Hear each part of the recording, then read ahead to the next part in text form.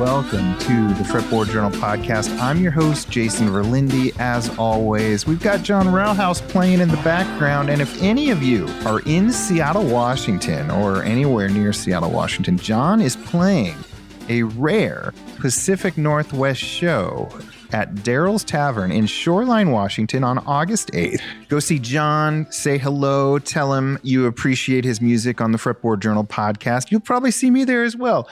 So this week's episode is a pretty special one. I am talking to another incredible luthier. I am talking to the one and only Grit Laskin, the incredible Canadian luthier, force of nature, inlay artist, folk singer, you name it. And now we get to add novelist to his CV. Grit just put out a book called The Stradivari Formula, and I thoroughly devoured it. This is a mystery thriller that you don't need to be a guitar nerd to appreciate. But if you are a guitar nerd, there are all these little details that will have you hooked. They had me hooked. I'll be honest, focusing on the Fretboard Journal and proofreading and reading all these articles means that I very rarely finish a novel or any fun reading. I read this book in like 3 or 4 days. It was thoroughly engrossing. I wanted to see where Grit was going. I heard Grit's voice in my head the entire time I was reading it. You can now actually listen to Grit just read the book for you. Audiobook, folks. Had a great chat with Grit. We covered a lot of ground. I hope you enjoy it. I'll include a link to the Stradivari Formula in the show notes. You can order it on Amazon. You can order it all sorts of places. Before we get to my conversation with Grit, I just want to thank our sponsors, who are Peghead Nation, where you can get your first month free or $20 off of any annual subscription with the promo code Fretboard when you check out. So many incredible, cool instructors on Peghead Nation. It's thoroughly amazing.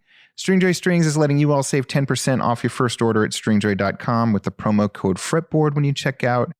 Mike and Mike's Guitar Bar sponsoring the show once again. One of the coolest vintage instrument stores around, located right here in Seattle, Washington, and they have an incredible repair and restoration department as well. Follow them on Instagram. Check out mmguitarbar.com. Come see them if you ever find yourself in Seattle. And last but not least, our friends at iZotope have just introduced RX11, their latest audio repair toolkit. If anybody is doing any audio engineering, mixing, mastering, trying to resurrect old recordings from your youth, you name it, iZotope is going to save you tons of hours. Follow the link in my show notes. Our 54th issue of the Fretboard Journal is out now. A lot of you are saying it's your favorite Fretboard Journal that we've ever produced. I view them all like children. I love them all. They all have incredible tales. They all have incredible backstories in terms of making each issue. But I can tell you that this 54th issue was special to me as well. We covered some of my favorite artists of the last few years. We've got Peter Rowan in this issue. That's a story we've been working on forever. It finally happened. It's just a special issue, special story. We try to do that, folks. We try to keep you on your toes with the Fretboard Journal. None of these stories ever make it online by design. We really want to just celebrate print and the beauty of a well-made magazine, and we hope you will join us at fretboardjournal.com. And if any of you out there already know what the fuss is about with the Fretboard Journal and want to take it up a notch, our Fretboard Summit is taking place August 23rd to 25th, 2024 in Chicago at the Old Town School of Folk Music. I don't think this gathering will ever be replicated. I know it can't be. Blake Mills, Joe Henry, Colin Hay, Valerie June, Joel Patterson, Adam Levy, all these people, there's no way we'll ever get them all under one roof ever again. It's a pretty special thing. And I know we're only a month away from it, but there are still hotel rooms and airfare is still attainable for a lot of folks. And I just want to let you all know you're all invited, whether you're a great guitarist or a not great guitarist like I am. The summit is just a lot of fun. I try to make it not intimidating at all. If you are introverted or not super knowledgeable, you can still have a blast. I hope to see as many of you there as I can. And please, if you are coming or thinking about coming and have any questions, just hit me up, summit@fretboardjournal.com. I'm usually pretty responsive within an hour or two to field all of your questions about this unique guitar gathering. It is sort of the trade show for the rest of us. It's the only place where you can meet this many people from the industry. And if you are just a fan of lutherie and don't want any of my programming and don't want to see any concerts, you just want to go guitar shopping, we do have single day passes just if you want to just guitar shop, which is totally fine. Buy all the guitars, celebrate these artisans like Grit who work so hard on these instruments that are all so unique and special. It's a beautiful thing. It's why we do the Fretboard Journal, why you're tuning in. I'm rambling as always. I apologize. Again, I'm talking to Grit Laskin today. The book is called The Stradivari Formula. It's available on all the book platforms. And here's my conversation with Grit. Grit Laskin, welcome. Glad to be here, Jason. You are known primarily to guitar connoisseurs for these beautiful acoustic instruments with over-the-top, beautifully done inlay. You just put out a novel that I read. I devoured it when I first got it. Before we get to your literary pursuits, let's hear about where you're at with guitar making right now, what you're working on, maybe what's exciting you right now. Sure. There have been some exciting things, which is great. People give me interesting challenges. Certainly when it comes to the inlay that you mentioned, I never repeat the art. So I'm always starting with a blank page and most often responding to a theme from the customer, from the client. And so we have all these multiple conversations until we hone down to what's really important to them. First, the theme, and then what is it about that theme? And I'm listening to their tone of voice, and I'm writing notes and putting asterisks next to words they repeat 3 times. Oh, that's important to them. Or underline. I have all my personal techniques that tell You're me. A therapist. Yeah, in a way, Jason. Yeah, it feels like that because sometimes people have said, I love your inlay work and I don't want to miss a chance to do something, but I don't know what to do. So I start, I imagine they're lying on the couch and I'm on the chair with the notebook and I'm saying, okay, tell me what's important in your life right now, and it could be family. It could be they're just about to have their first baby, or, his favorite aunt just died, or they just traveled to so-and-so and they loved it so much they're thinking of buying a condo there, whatever, right? And then I say, okay, let's look at that. What is it about that that's important to you? And I try and get a sense of the mood that they're after, which will guide me on the myriad possibilities under any topic, right? How to focus. And I tell people, look, there are some people who have sent me emails that are 5 pages long, single-spaced, telling me everything about their lives that's important. And then I have to write back to them and say, oh, okay, that's great. But now we have to distill this novel down to a film script, a single narrative arc. That's what we're looking for. So what's the most important? Where do we go? Anyway, so that's sort of my approach. Since we're talking about inlay, there have been some interesting ones lately, including something that's going to happen this very weekend. I got out of the blue, I got an email from a Ukrainian in exile. And he was talking to me. He's a guitar player. He and his wife both play. He's from Ukraine, but his work in the digital world has taken him to the US very often. So he has a Martin and a Gibson, and he's in the guitar world. So he knew about me. And he started thinking, who could possibly do what I want, which is to depict in the inlay, the courage of Ukraine somehow. So we talked, we Zoomed. So I met him, found out his story, and I made the guitar. And, and he fed me all kinds of stuff to do with the history of Ukraine, things that are important to them, everything from textile patterns to old warriors and how they would dress, to poetry that's incredibly important to Ukrainians, things like that. And we put together this thing, and he loves it. He's totally loves it. And he's been trying to get a Canadian visa to come and meet me and pick it up. He's got a US visa, but not a Canadian one. And because of, everything going on in the world at the moment, whether it's, people leaving countries and trying to get into Western nations, or the wars that are happening and people are leaving, both our countries are, their immigration departments are swamped, right?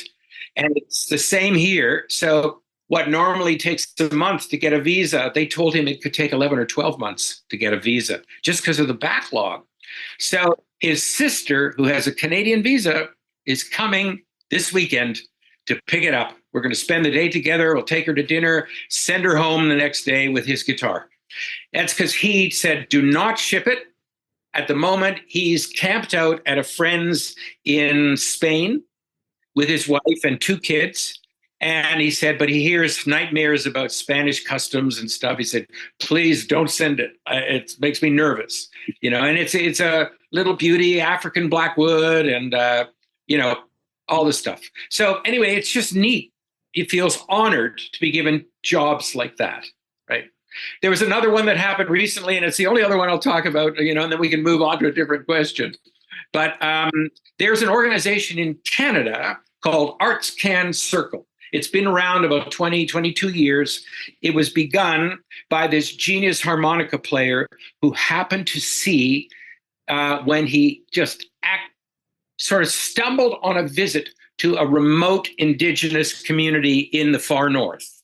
And he saw these kids with no hope in their lives at all, just sucking gas through green garbage bags. And they're little kids. I'm talking about like 10, 11, 12 years old. And he saw that, was so moved, he took out of his backpack, he took a bunch of harmonicas and he just gave them to the kids. And then without saying a word, he just started playing. And he's incredibly good. He can do all kinds of things on harmonica. He's like one of the geniuses in the world. He's been on the Grand Ole Opry 200 times, and he's credited with putting the harmonica in bluegrass music. Anyway, his name is Mike Stevens. Anyway, Mike just started making funny sounds and everything, and then the kids started doing it, and they put the bags down, and they were laughing because they were getting silly noises out of these little things, and that completely changed his life. He pulled back from his normal touring schedule, and he started driving harmonicas to these remote communities by himself. And I'm talking about communities where the last 500 miles is under a dirt road. Normally, the only way in is airplane.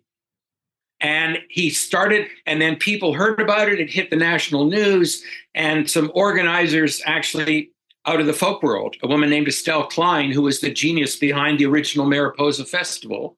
She's the one who created the concept of workshops at music festivals and various other things. Anyway, she was still alive then, and she said, this guy needs help. He's going to burn out. Let's form an organization around him. And many of us did help, and they formed an organization called Arts Can Circle, and they collect donated instruments, donated music equipment, fundraise, and they send musicians to the north to train people to play and make their own music. It's nothing about dumping Southern, white, Western ideas on the indigenous communities. It's all about giving them tools to do their own thing. Anyway, I'm a real supporter. I made a guitar that celebrated them, and I turned around after they paid me for it after fundraising, and I gave them back a third of the cost to the guitar, and they are using that money to send 2 kids to study guitar making and take the skill back to the north. Incredible. And it's that old adage of, if you want to help people, don't give them a fish, give them a fishing rod and teach them to fish, and then they can eat for life instead of one meal. So that's the kind of stuff that's been turning my crank lately, Jason. So sorry to go on and on at length, but no, I love it. You make these, as you just illustrated, highly personal guitars. They are commissioned. They, as you play therapist, you uncover all this stuff about a person's passions celebrated on a guitar. There's obviously a lot of back and forth, but I imagine at some point as an artist, you also need to kind of shut the door and say, okay, we can't go back and forth anymore. I need to work. Yeah. I can't go over every color. I can't go over I need to just do what I do. Yeah. Where in the process does that take place, and what is that like? And you are correct. It's got to stop at some point, and they have to let me run with it. But I don't do it until, and you're asking about when is that point? When we've had multiple conversations and I feel confident that I really understand where they're coming from, the kind of things they're seeing in their mind's eye when they describe the subject that's important to them. But then I repeat it back to them so they know that I understand. And I'm not going to go off on some weird tangent and they're going to get this guitar like, what the fuck is that? Excuse my French, right? But we don't, I don't want that. I tell them, look, I understand completely. It's not like you've walked into a gallery show of some artist and you're walking by the canvases and you're going, I don't know about that one, or I don't know about that one. Oh, but that one really is gorgeous. That speaks to me. I'd love that on the bedroom wall, You can't do that. You're going to be stuck with what I give you. And I understand it's almost like giving you a tattoo that you're going to have to live with for the rest of your life, and you're not going to be embarrassed going to the beach, right? Although maybe those days are gone. That's my generation talking, right? But anyway, that's really how it happens when I feel secure. And then, to be honest, I'm pretty spoiled. After that, my customers let me run with it. And very often they actually say those words. No. I don't. I just want to see what you come up with now, because I've seen your work and I trust you. So I'm pretty spoiled, Jason. Really. Has anyone ever, having received a guitar years later, either due to family situation or passions changing, asked you to do the tattoo removal? Just take that one bit out and replace it with something?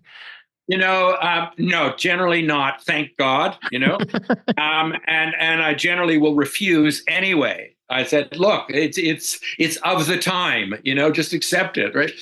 But there was one situation where somehow it was a New York studio player, and I was making him a guitar, and he talked to me about his inlay theme, and I have my notes, but somehow he didn't realize that he misspoke.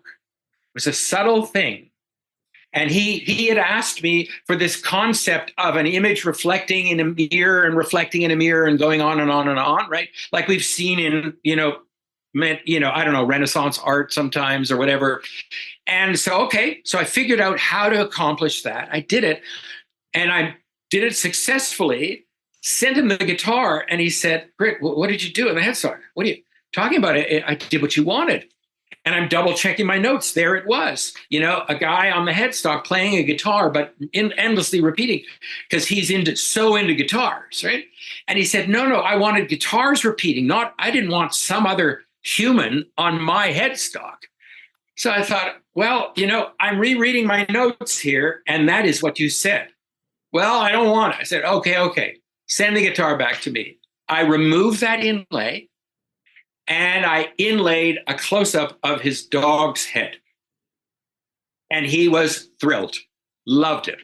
But the funny thing here, I always take pictures of the guitars before they leave the shop. Certainly anything different, a different wood, a different body size, the first time I did a bevel, and always the inlay, of course, because it's always different.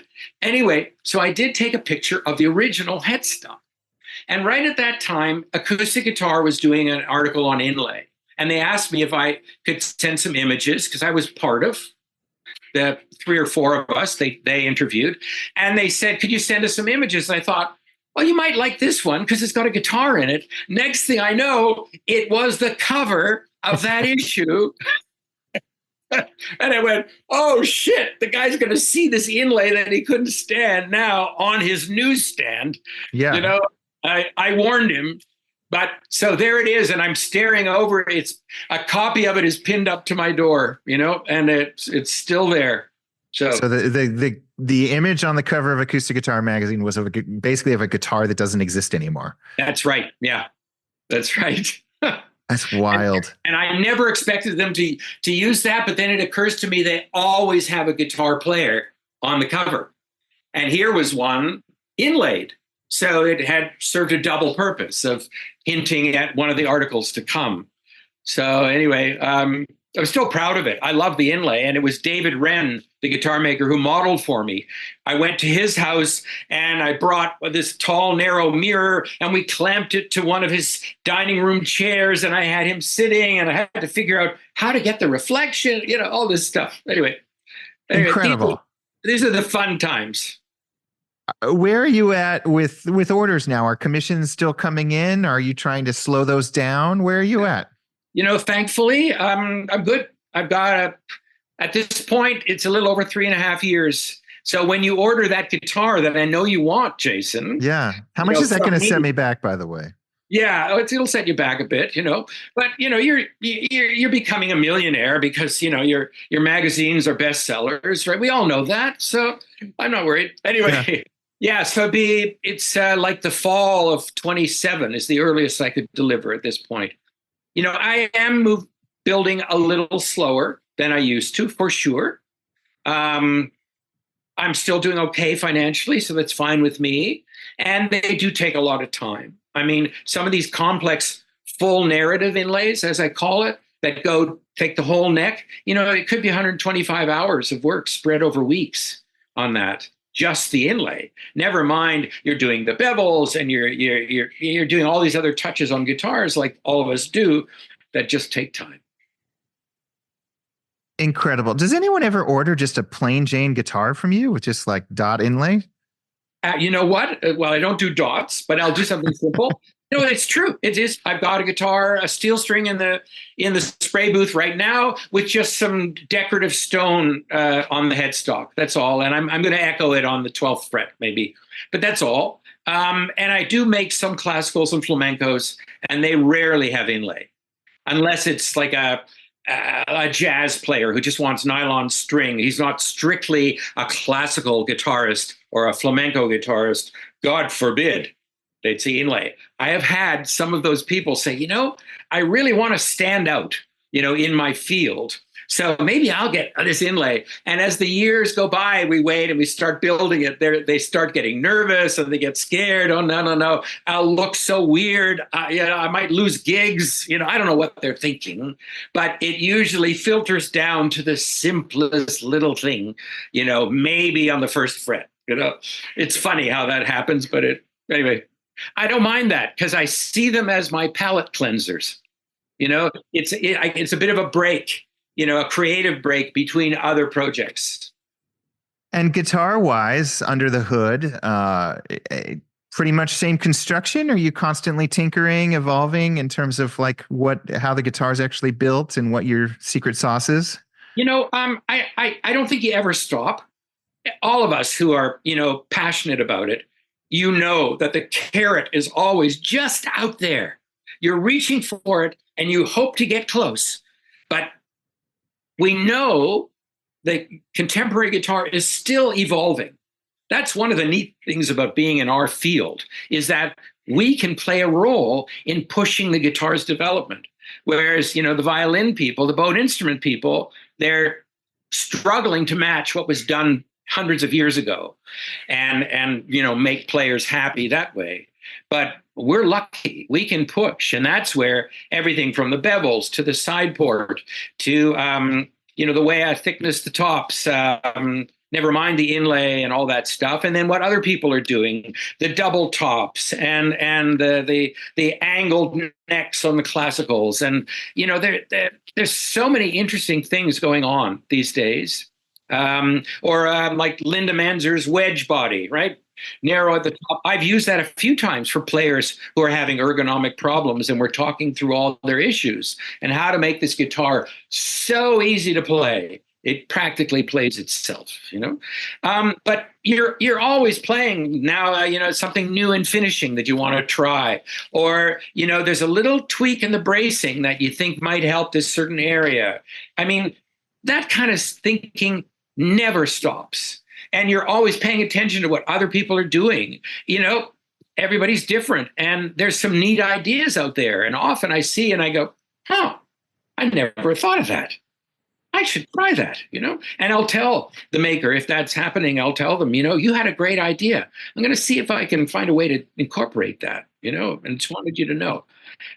So I just think what has been coming out of the North American culture of the luthier culture here, especially the guitar culture. But there's so many different types of guitars, right? The solid bodies, the acoustics, the classicals, the flamencos, the steel ones, the whatever. There's so many. And yet we're the innovators in the world. North America has been changing the way guitars are made. And it's not, some from me, some from Linda Manzer, some from other builders of down your way. There's lots of creative people. Ken Parker, names, there's many people pushing the envelope on what's done. And out of that, you land on some improvements. And guitars are better than they've ever been. And, you are part of the infrastructure that is enabling that, the most popular instrument on the planet, in all its forms, in all cultures. It's fascinating. And why one of the reasons it's the most popular is because, like a piano, you get the bass side, or the way you're looking at me, the bass side and the treble in one instrument, but it's portable. You don't have to schlep this big thing, or an electronic keyboard that sounds crappy or whatever, right? Anyway, there's reasons, but it's exciting. It never stops being intriguing to be a part of this continuum. Mm-hmm. Do you find, I imagine your guitars being at the higher price point are purchased mainly by people at a certain place in their career and stature, accumulated some wealth. Do you find the demographic of your buyers changing? Are younger people? Are you finding younger people? Are you finding people from outside North America gravitating towards your guitars? I do sell a lot off continent for sure, a lot of younger musicians. You're right; they can't afford sort of these levels. Not just me, but all of us who deservedly have been in the field for a long time and really honed our skill. And fair enough, although there are some people who charge more than me, but that's fine. I think I'm getting a fair price. And the other reason, even some of my customers say, you could charge more. I own a bunch of guitars from some other builders who charge even more than you do. I said, yeah, but if I charge more, how many people could afford to have me have fun, especially with the inlay stuff, right? And I only do it on my guitars. So if I make it too expensive, then I'm not going to have as much fun. And it does mean I am still getting players, but usually mid to later career players. Plus, yes, some people who are obviously players, but it isn't what they do for their living. They're lawyers, doctors, dentists, real estate agents, people who do a good living on their own, and they could afford decent instruments for their recreation or their hobby. Or I've made 3 instruments for the man. He's just recently retired, but he was CEO of TD Bank US. He's Canadian, but he was brought down to run their division down there. And he would tell me that it's such a stressful position, but the thing that kept him sane was he'd sit for 3/4 of an hour with his guitar after dinner, and it totally just cooled him down and relaxed him and got him out of all the nonsense that he had to deal with at that level. And he said it's the only thing that kept him sane. So, or I'll tell you one other thing. The man who was the Attorney General of Singapore and is still a lawyer on their Supreme Court, he was one of my best customers. And I didn't even realize, I knew he played guitar, but I didn't even know what he was or what he did. I knew he was a lawyer. And I'm Googling around, or maybe it was YouTube, I forget. And I stumble on a picture of him on a TV show doing a song. And now we want to introduce our special guest tonight, which is our own Attorney General, who's going to do a song for you. And there he is with his guitar and 3 backup singers behind him and bass and drums. And I'm going, holy shit, that's you. And I called him and told him I just saw this. And he said, how did you know I was Attorney General? I don't usually make that public. I said, it's on YouTube, nothing you can do about it now. Anyway, so, I'm having a good time. Clearly. Okay. Yeah. as is painfully or not painfully, as is apparent to anyone listening to this, you're brimming with energy. You've had many hobbies over the years. You've written books before. You've also organized folk music. You've got a whole music side that we've talked about previously. Is this your first novel, the Stradivari Formula? Actually not. I did write one in the mid-90s that was sort of a young adult book, and a small local publisher picked it up, which means, no marketing, no nothing, right? And I ended up, my literary agent got me the rights back. So it could be reprinted sometime. It's not time sensitive, so it could happen. But then I had this idea for the Stradivari Formula in 1996. And I have the notes from that date, but that's when I chose to start a record company. And I got some other musician friends and said, look, why don't we do this thing? Instead of me putting out my new album, getting my money from my line of credit and doing the pressing and hoping to sell enough to pay off the bill, why don't we each put $5,000 in the pot and see if we could do something collective? And we did. We started Borealis Records. And so for 25 years, it was a labor of love for me. We had a couple of staff, and one of the partners eventually gave up his production work to be in the company. We needed a principal in there. But then, in maybe it was 21, we sold the label, or we sold the contracts over to our distribution partner, who we'd been working with for 13 years, distributing together, manufacturing together. This was True North Records. That was, Bruce Coburn's label. Bernie Finkelstein started it, but sold it to someone we'd been working with for all this time. And he was the logical one. So we just moved the contracts over. So all our artists were secure, everything done. And I suddenly had extracurricular time, because all of this would happen extra time. Like at night, I'd be doing contracts and correspondence, and I would take one day a week off and be in the office, but I still worked 5 days in the workshop because all my living was still the guitars. Anyway, so I had no writing time. We got rid of that company. Also, the National Folk Music Awards that I got started, and my wife and I were the last of the founders still on the board after 16 years. We felt it was secure enough that we could leave it to the new board. So we left at the same time. So suddenly I had time. I had been thinking about this book, reading books I needed to learn things, interviewing people whose brains I needed to pick. I had rewritten the opening chapter in my head 3 times, changing my mind about what I might do. Finally, I said, okay, that's it.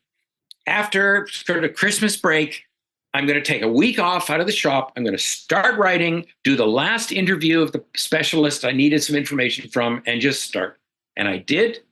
4 months later, I had the first draft, and this is writing only at night or on Sundays, okay, which I now take off. I used to work Sundays, but without the record company, now I was giving it to writing.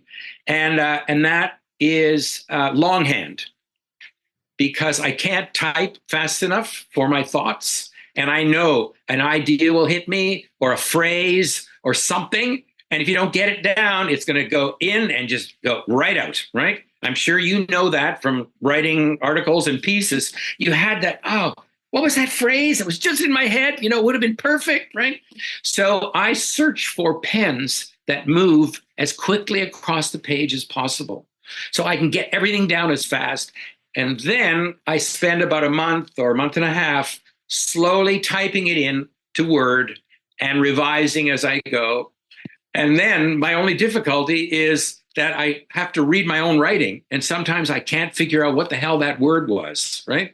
And I go back in the previous sentence and what's the context? And, oh, okay, maybe it's that. And maybe that's an L. Okay.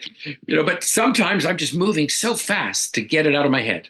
Anyway, there you go. Oh, don't leave us hanging. What's the fastest pin? What's the most frictionless pin out there? Hold on. I have some here. These are my favorites. It is a Uniball Signo and a Micro 207. Okay. I think that's available in the US. I think I've seen that. I'm sure.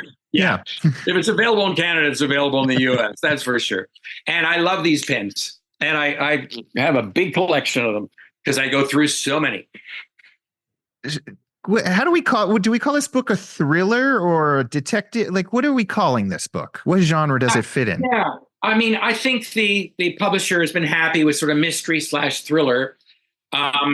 Thriller, there's a mystery aspect, of course, and thriller, if there's some danger happening, I suppose that ups the tension a bit into thriller territory. It may not be as violent as some, but there's some nastiness in there for sure. Yeah, I guess that's the best thing to describe it. And you mentioned the first chapter, but did you know the ending when you started it? Did you know how it was going to unfold? Yes. You need to know the end. You need to know where you're going. And you need to have figured out your characters and their characteristics. Who are they as people? What do they look like? How do they think? So you know how they're going to respond in all these situations, in addition to things that they grow into as the story carries on, right? So you need that ahead of time. But I've never forgotten an analogy I read, and I can't recall where it's not from me, but somebody described writing fiction like driving at night. Your headlights show you, 300 meters in front of you. You know where you're going. You're heading to, Uncle Dave's place for dinner. And you'll eventually get there, but you can only at the moment see 300 meters ahead of you. That's like writing fiction. You know your ultimate destination, but you don't know everything that's going to happen until you get there. And then you hope and pray that the qualities you've given your characters allow the actions that you were planning to do to happen, and that they make sense, that they would have been happening that way with those people with those kinds of personalities, as opposed to, writers talk about writing themselves in a corner. They suddenly realize they really need the plot to go here now, but that character would never respond like that. So they've got to go back and either change the character and walk those changes all the way through, or change what the plot does. And they may not want to do either, but they're stuck. So you think very carefully. Not that I've learned anything anywhere. I'm writing the way I play music, by ear, just because I'm an avid reader and I love reading. I cannot be without a book. And that's been my whole life. I've literally turned around. I'm almost at the workshop, and my workshop and home are about 12 kilometers apart. You can translate to miles. And once I turned around when I was almost at the shop because I forgot my book. And what am I going to read at lunchtime? So that's important to me. Yeah. There is a very much a guitar themed. I don't know, how much should we talk about this book and what it actually, how do you tell people with keeping them engaged enough that they actually want to buy the book? I know we don't want to spill the whole thing, but how would you describe this book, the plot? I got it, but you have to say some things, right? Yeah. And there is a small synopsis on the back cover, right? Yes, this is true. But essentially, here's what was riding in my head all those years. I knew that Stradivari also made some guitars, but a small number. We know there are 4 or 5 of them in existence. One is playable, at least as far as we know. And I was thinking, okay, he's mainly a violin maker, and he made like over 1,000 instruments in his life. Why were there 5 guitars? And then, of course, in doing research, I found out he also made mandolins, made a harp, a classical harp. And I'm sure this was him just not refusing a commission because he had bills to pay like everybody else, right? But I was thinking, okay, that's an anomaly. How could we use that? What if Strad really did have a secret? And what if somebody close to him, family member, an apprentice, felt the need to hide it somewhere where no other violin makers contemporary to him, Guarneri, who came a little later, et cetera, Amati. So none of these other serious builders could get their hands on his formula. Where would he or she put it? And that got me thinking, what if they hid it somewhere in the guitars? Something where the violin makers would never occur to them to even be looking at, right? That's what got me started.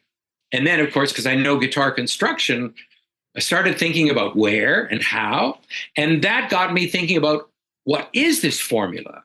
And I came up with something just from doing research, talking with a chemist, and finding out that Italy had more volcanoes than anywhere else in Europe. Most are extinct. There's still a few live ones that happen every once in a while.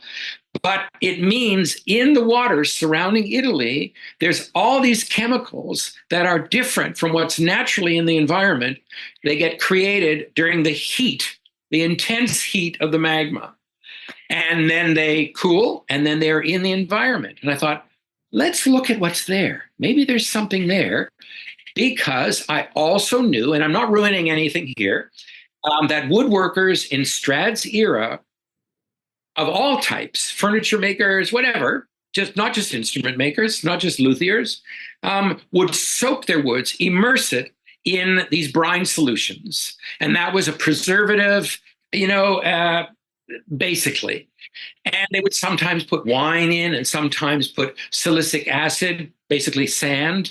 And all this stuff would slowly get into the pores and crystallize there. So I started thinking about that. What else could get in? And how? Anyway, that led me to this formula. And then I realized it wouldn't be written in English, not in 300 years ago in Italy. It would probably be written in Latin, which was the formal language of the time. And luckily, I have a friend who was a Latin scholar in university. So I had a chat with him and we looked at that. And anyway, that's basically the premise. And so the last thing I'll say about the plot is that a couple of British university students were working on their doctorates and working on their theses, and they got permission to base it on Strad. So they went to Cremona, to the Stradivari Museum in Cremona. And in correspondence that they were allowed to sift through, in a letter of one of his sons, to one of Strad's sons, to that son's 10-year-old daughter, there was one oblique reference to a secret that needs to stay hidden. And these two guys realize they've stumbled on something. But where the hell is it? What the hell is it? How would they ever find it? That was the only reference they could find. Ever since then, and their lives split. And one of them realizes these other luthiers have stumbled on something that may be that lost formula. One of them wants it found and celebrated in the world. The other cannot have it found because everything in their life is going to fall apart.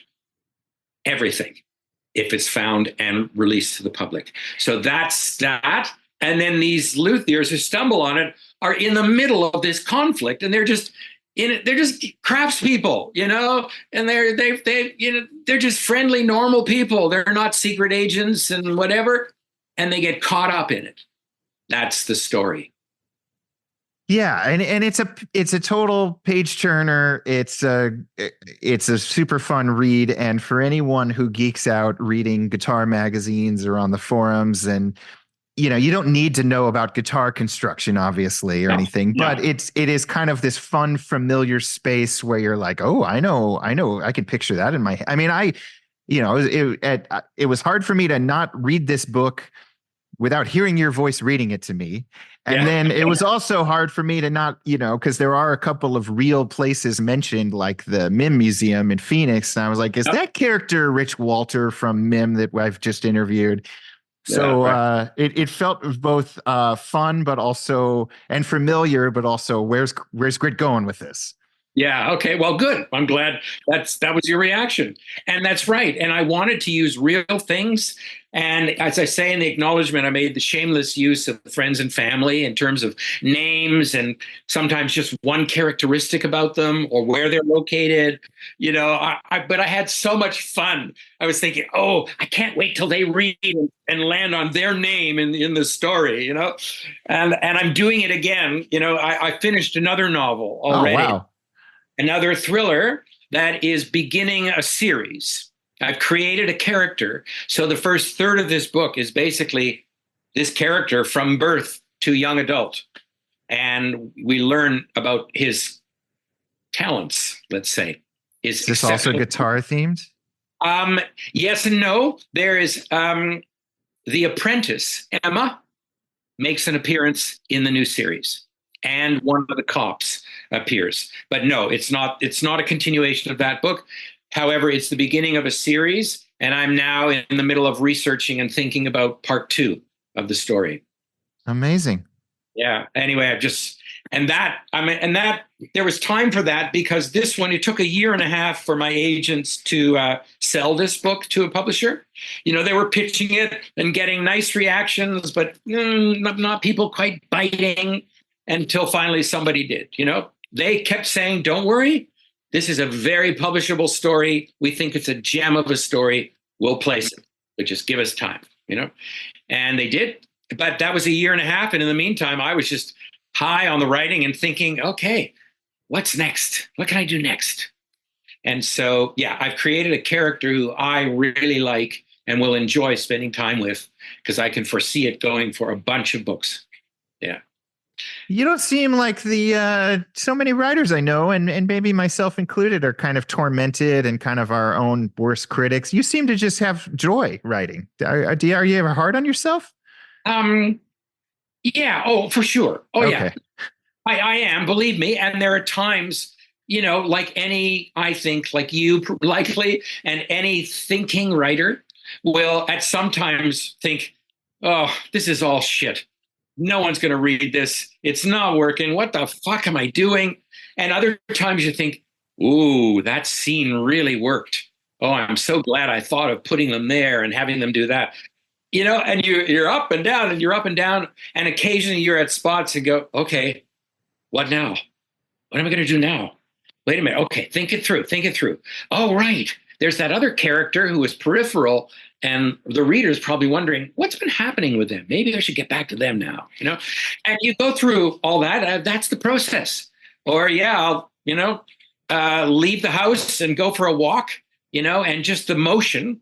We've learned the motion, the brain starts pulling stuff out of its subconscious when you're doing something else, right? And walking really helps the ideas come. I've noticed that. And so sometimes I've had to do that because I really need to think my way out of this situation. But it's got to be good. It's got to be compelling that the reader is going to say, whoa, look what's happening now. Whoa, I can't stop reading, but I'm supposed to be cooking dinner, but I can't stop. That's what I want, right? Anyway. The story bounces around from Canada, your home turf, to, like I said, the Musical Instrument Museum in Phoenix, and obviously Italy and the coast France. Over there, France. Did you get to travel to these places to make sure, the writers, research? Were you able to go and see what these places actually look like? In some respects, I used locations that I knew that we had been or we traveled. But in other times, I have to admit it, thank God for Google Maps and Google Street Maps. And so I could go where I wanted to go, and I could just crawl my way. Oh, wait a minute. Let's see what's around that corner. Is there a cafe there? And we go around the corner and go, oh, yes, perfect. I could use that. Or look at this building. It's for sale now, so it's not occupied. I think I can use that address, Or the Philharmonie in Paris, there were even videos of the internal architecture. And I could even, sometimes I could call up the architect's maps, and blueprints. So I could see, oh, yeah. That room is right next to that lab. And I'm going to need that lab. So how am I going to get there? I see. From the main doors, I go up there, then I go to the second floor and down that hall. And it was incredible. You can write it as if you literally were standing there. So I hate to say it, but, I blessed Google many, many times. But on the other hand, I did also use locations that I knew in the UK, in Paris. And I've had some things to do with the Musical Instrument Museum, but I haven't actually made it down yet. They almost brought me down to do a talk one time, but they didn't get the grant or whatever they were going for. But they're nice folks there. But I invented the people there. I didn't use the real people. Got it. I don't know how, I'm not a luthier. You are. So I don't know how valid any of the Stradivarius secret sauce in this book is. I don't know how viable it is. But upon reading this and knowing you and knowing your creative streak, is there going to be a sort of Stradivari Formula Grit Laskin themed guitar, maybe with a secret message inside? All right, ladies and gentlemen, you heard it here. Jason, I'm going to steal that idea from you. It never even occurred to me. But that could be fun. Oh, that could be fun. All right, I'm going to think about it, and I'm going to have to give you credit. Okay. Yeah, we got to put it on the cover of the magazine, I guess, since it was my idea, but sure. Oh, yeah. Oh, absolutely. Yeah. I'm going to hold you to that. Yeah. Then I'll make you change the headstock. Yeah. Anyway, we'll see. But I do like that idea. Yeah, really and truly. Yeah, it's good. Well, great. I loved reading it. It's on Amazon. Do you read the audiobook yourself? Because I heard your voice in my head the whole time. Yes, as a matter of fact, may I tell you the story of how that came about? Sure. I was we were over for dinner at some friends, a couple of retired university profs, and the woman of the couple, she's got a rare eye condition where she hasn't got control over her upper eyelids, and they will shut out of her control. She does get occasional Botox injections into the eyelid, and that buys her some hours of security during the day. But basically, she can't read anymore. Can you imagine a professor that can't read anymore? And she's an author, in her field, blah, blah, blah. So we're sitting around at dinner, and I said, tell you what, another couple at dinner was a musician, Ken Whiteley, who also has a studio, and he and his wife were there. So I said, why don't I just go into Ken's studio, and I'll read the book for you. And I'll give you a flash drive, and there's a book. She said, you do that for me? Yeah, I'll do it. And I said, Ken, what do you think? He said, sure, let's do it. So I did. And the next You read the whole book, not just a part of it. You read the whole book right. Just for this one person? That's right, yeah. It took 8 recording sessions of 2 hours each. And Ken, my producer engineer, there was 2 to 3 hours of editing after each one, where he would go to the vocal track and he would mark where I flubbed and re-said the sentence or something, or I didn't say the word correctly, and it was a lot of work, which I paid for just as a gift. But I also realized my stepbrother has a unique eye condition that's congenital, and he's basically blind now. I think he has 0.1%, a tiny bit in one eye. So if he's talking to you, he could tell there's this humanoid shape of a head in front of him, but it would be impossible for him to know who you were unless he heard your voice. But basically, he can't see. He's got a guide dog, he's got his white cane, but he can look at stuff online if he makes the font really big. And I did it for him too. So I recorded it, and I gave them each, flash drives of all these chapters. And before I started, I called an actor friend. And this is somebody, he's like an A-list actor, serious actor. And he came over to my shop, and we spent a morning, and he coached me. He would read, I would read, and he would coach me. And it was invaluable, the things he guided me on. And I'll tell you, seeing a really good actor, an experienced actor, he read the first 3-sentence paragraph of the epilogue. And then he talked for 30 minutes to me about what he now knows about the characters from those 3 sentences. I'm sitting there gobsmacked, like thinking, holy shit, this is what real actors do, with scripts when they're trying to figure out how to get into a character. I thought maybe I should just pay him to do the damn thing, But he said, no, you read well. And then he gave me a lot of advice on how to read it. And one interesting one, he said, you're not acting it. You are reporting.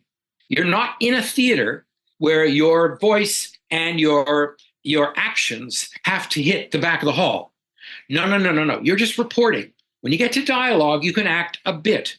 But remember, they're just listening. So you just want to say it, solidly and carefully, and never record more than 2 hours at a time, because you'll get tired and you'll start making mistakes and it'll just be a waste of time. So that's why we did 2 hour sessions. And he was right. By the end of 2 hours, it's not like going in a recording studio for music, where you do one run through for a song, and then you listen to it back, and then you talk about, well, maybe let's bring the piano in on verse 3, and let's try all these things happen, and you're not singing nonstop, hour after hour after hour. But when you're reading it, you're talking nonstop, hour after hour. So anyway, we did it. So it's me reading the whole damn book. And I said to the publisher, look, I'm doing it for my friends and family. If you think it's acceptable, will you put it out as the audiobook? And they said, absolutely. And they said they liked it. They thought my reading was good. So there you go. That's why there's an audio version. I've never asked, I guess I haven't spoken to enough authors, but these days in 2024, you must have stats like how many people read on Kindle versus the paper version versus listening to it. Yeah, I don't know. And, when I get the first statement, it'll be interesting to see what's been happening. But I've certainly had lots of people, on social media or email asking me when they can get the audio version, whether it's musicians on tour and they want something to listen to in the car, or, guitar makers who say, I just want to listen while I'm working. And a number of people have asked me. So I kept nagging the publisher, when are you going to tell me? Where can they find it, And they finally got it up. I think it was slowed a bit because the way we did it in studio, and my producer, he does music. He'd never done a book before. So each chapter was its own MP3 file. And I just put all those files, on a flash drive. But to listen, you'd have to click that chapter, listen to it, and then get out and click the next chapter and call it up and listen. And that isn't how you listen to an audiobook that you pay for. So they had to convert it and put everything together in a certain way that the company named Audible could then push it out to all the places where it goes. So it came a little afterwards. I love it. Yeah, me too. Well, and I love that we got some recurring characters. We've got another book on the horizon, and what a cool project. I'm having fun, and but people need to know guitar making is still my profession, and I still love it, and I will do it until medical reasons stop me from coming into the shop and getting things done, basically. So. There's no plan to retire or do anything like that. I'm just going to keep going until I can't. You mentioned the apprentice in the book. Do you have an apprentice at your shop? No. Never? I've never had. I do teach occasionally. And, I've been involved in the field, whether it's helping Asia to get started. And in the early days, all of us on the board wrote the articles and, supplied the material and blah, blah, blah. And I have a policy that if people are new into the field, come to the shop, I'll sit you down, I'll talk you through where to go, what to do, how to learn, what you should be paying attention to. Or somebody in their early building and they're having a problem, I'll say, look, email me, call me, and I will do my best to respond as soon as I possibly can. And literally, there have been situations where I'm on the phone and I'm talking people down from having a panic attack because no matter how many times they file the dovetail, they're not getting the neck to sit properly, and they get one side in and now there's a gap there and they fix that gap and now there's a gap there and oh my God, what do I do? And I'll say, okay, calm down. Walk me through what you did. How you first started and what kind of jig did you make and blah, blah, blah. And then I can guide them on how to do it. And that's my policy, that I will help anybody who gets in touch. They need it. And I'll stop what I'm doing as soon as I can and help them. Yeah, but they're calling you. I mean, please tell me that most of the calls to you are higher level, like how to do this very complicated inlay. They're not, are most of the calls really like Luthiery 101 things? I mean, it seems like calling a Ferrari mechanic to have your lawnmower fixed. I know what you mean, and I appreciate the compliment. Thank you. And you're right. Yeah, more of them are people, they've been building for a long time, and they just want to try something new. Maybe like the first time they're doing a bevel or something like that. And they check in with me. How are you doing this and that? I was thinking of this. And and I'll send them a sketch. I'll send them written instructions.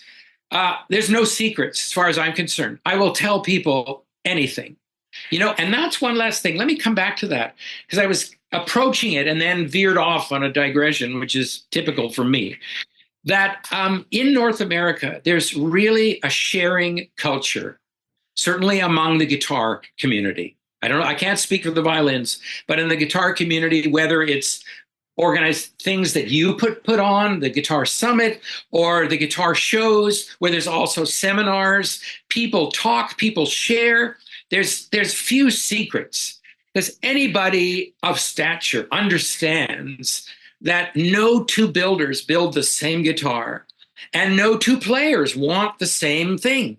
There's room for all of us to find our audience, to find the people who like the way your guitars sound, the way they feel, the way they look, right? It speaks to them. And there's always room. Whereas in Europe, they were still in this, this controlled culture that you can't call yourself a luthier unless you've gone through the 5-year system. You can make guitars, but you can't use the word luthier, God forbid. And some of those builders, especially some of the electric guitar builders, were coming over to North America, to the Healdsburg show, to the Montreal shows, to, Woodstock, and they were seeing this sharing of information, this giving of information, because we all understand none of us are millionaires here. We're all here out of passion. And if we can collectively move this instrument better to more heights, isn't that a benefit to everybody? They wanted to bring that attitude to Europe. They're the people who started the European Guitar Builders Association, EGB. Their entire point was to change the culture there. And they have. And that's because they were inspired by what they saw in North America, which is the tone all of us, especially us older guard who were there from the early days. I mean, God, I remember going to the Healdsburg show and there were 25 builders. The last time I went to Healdsburg, there were 175, and that they had to shut the doors because there was physically no more room for anybody, and that's how it's blossomed, the whole field, and suppliers, feeding it and everything, which is great. And they saw all this happening and they wanted to duplicate it in Europe. So it's another thing us North American builders should be proud of. Yeah. Well, and it brings it all full circle to this novel about a secret formula from the old world. Yeah.